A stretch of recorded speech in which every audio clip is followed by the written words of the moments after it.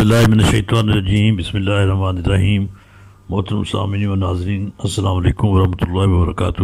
ہم علامہ رسول صلی اللہ علیہ وسلم پر اپنا پروگرام کر چکے ہیں۔ الحمدللہ ہم نے 150 کے قریب جملے نبی علیہ الصلوۃ والسلام کی حیات مبارکہ اسوہ مبارکہ کی روشنی میں ترتیب دیے تھے، جو یہ جملے یا اس کو بند کر لیں میں سیکنڈ پیش کیے گئے تھے، اور یہ 30 کے قریب پروگرام تھے۔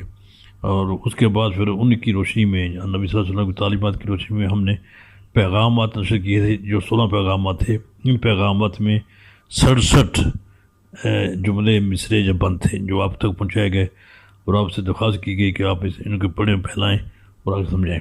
آپ علامہ رسول اللہ صلی اللہ علیہ وسلم کے بارے میں مختصر سی بات آپ کے لیے میں لانا چاہوں گا دعا سے قبل۔ اس کے بعد پھر دعا کی جائے گی، دعا میں آپ بھی شامل ہوں۔ اللہ تعالیٰ ہم سب سے راضی رہے، اللہ تعالیٰ اپنی خیر و فیض رکھے۔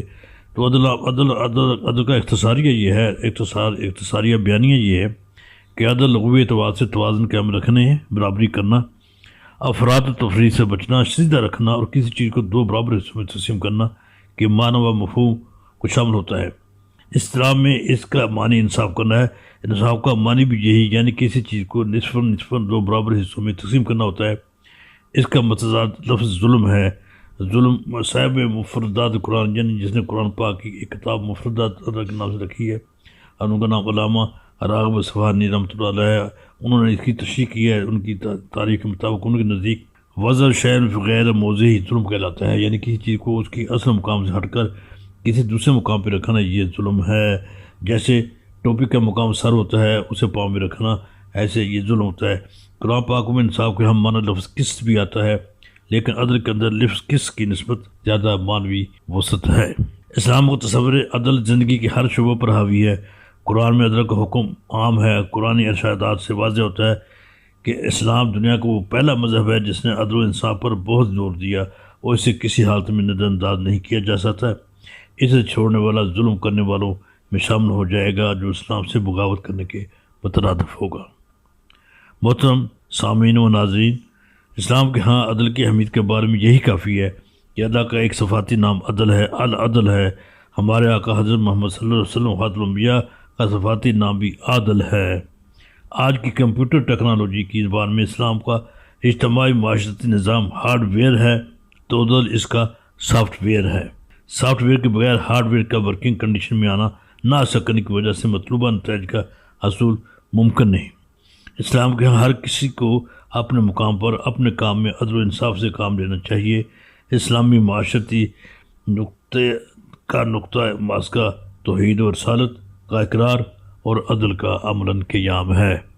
ان الفاظ کے ساتھ علامہ رسول صلی اللہ علیہ وسلم کا اختتام ہوتا ہے، اور اب آپ دعا میں شامل ہو جائیے کہ اے اللہ ہمیں نبی علیہ الصلوۃ والسلام کی سیرت مبارکہ کی تیئیوں میں روشنی میں عدل قائم کرنے کی توفیق عطا فرما، اور اللہ تعالیٰ ہمیں بھی جیسے ہمارا نبی الخاتم امام العادلین تھے ان کے رستے پر چلنے کی توفیق عطا فرما، اور اپنا کرم یا اللہ ہم پہ اپنا کرم کر، اپنا فضل کر، اور ہمیں نبی صلی اللہ علیہ وسلم کے فیض و کرم سے ہمیں عدل پر چلنے کی توفیق عطا فرما۔ اب عربی میں دعائیہ کلمات سنیے، عدل کے بارے میں۔ والسلام علیکم ورحمۃ اللہ وبرکاتہ۔ دعا۔